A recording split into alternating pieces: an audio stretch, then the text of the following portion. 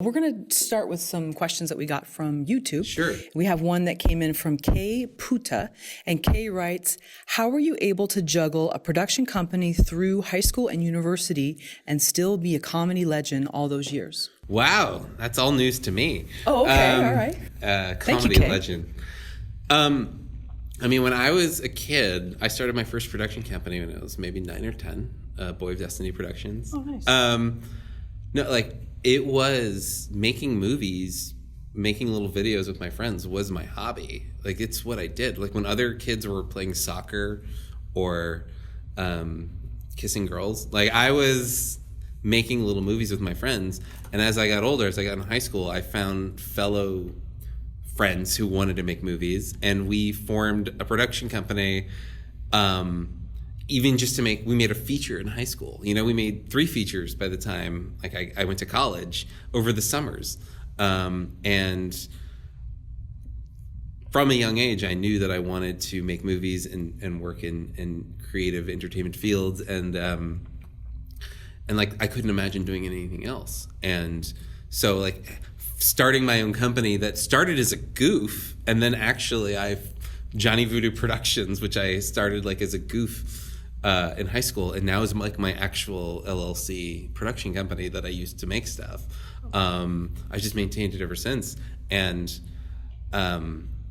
yeah, I guess I've just always kept that going because it's like I have jobs to make money, but then also for fun or as a creative artistic outlet. Like, there's the stuff I do over here, and luckily we live in an industry, we work in an industry where sometimes we can even make those things overlap.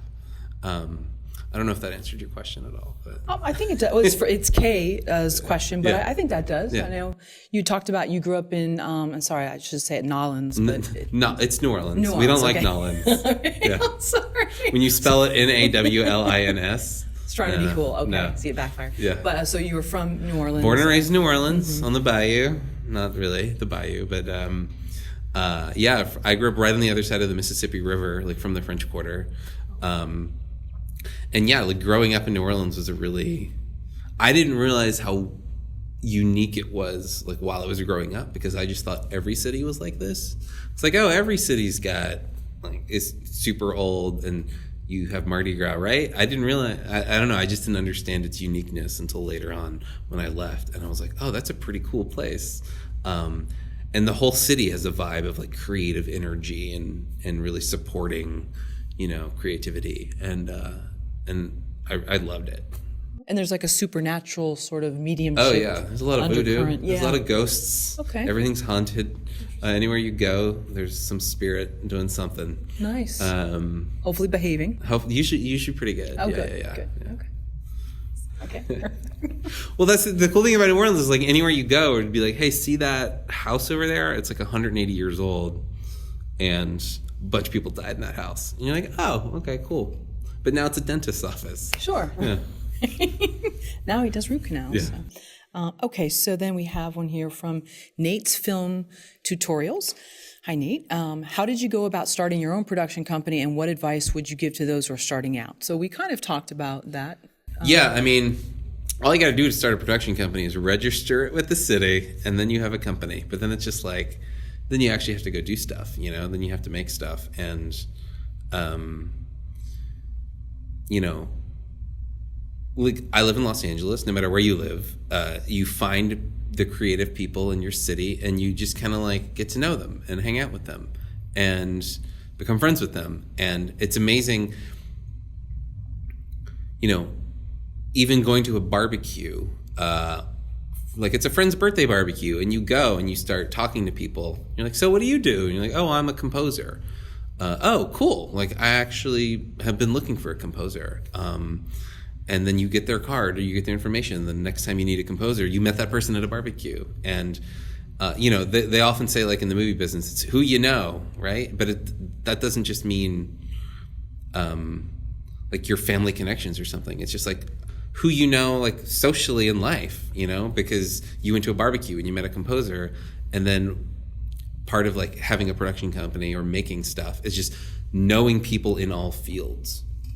It's not just, you know, like, as a writer, I sit at home in working on my laptop by myself. But like, if you want to actually produce stuff and have a production company, you need to know people in all the fields. You need to know sound people. You need to know composers. You need to know craft services people. Like, you have to just get out and like be introduced to people in all fields, so that when it comes times to make something, if you have a production company that makes stuff, you need to be able to call anyone in any position. And if someone's like, hey, do you have a transpo guy, like someone who drives trucks? You're like, yeah, I know three people I could call right now, and that's really helpful. Do you have to force yourself to get out sometimes? Oh yeah. Uh-huh. Yeah. I like to be an isolationist often. But also, like, just trying to get on set in any capacity. Even, when I was younger, I was just a PA on set, and you just meet everybody, right? You meet the craft services person, you meet the transpo guys, you meet the hair and makeup people, and you become friendly with them, and you get to know them. And then, so much of production is just referrals of, the DP is working on a new project, and that project needs a craft services, and he's like, oh, well, I know a person that I met on my last thing. Here, why don't you call them? And so, I love being on set. Like, I love directing and being on set, and like, it's so much fun. That to me, that's almost like networking, right? Is just being on a set and like meeting everybody. Because some directors will go on a set and just not talk to anybody but their AD or like the actors. But I'm someone who, like, on the first day, I try to introduce myself to everybody. And like, I want to know who the transpo guys are. Like, I want to know every art department person, like, what is their name, and get to know them all and become Facebook friends with them. And because maybe we'll work together again.